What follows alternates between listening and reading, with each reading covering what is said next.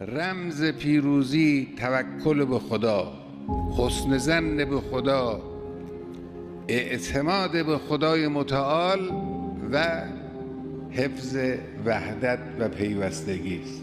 این رمز پیروزی است و تداوم حرکت. مواظب باشید عزیزان من، فرزندان من، دشمن حرکت شما رو متوقف نکنه. خدای متعال به پیغمبرش در 2 جای قرآن می‌فرماید فاستقم کما امرت، واستقم کما امرت. یک جا فاستقم، یک جا واستقم کما امرت. استقامت کن. استقامت یعنی ایستادگی کردن، ادامه دادن، راه رو دنبال کردن، متوقف نشدن.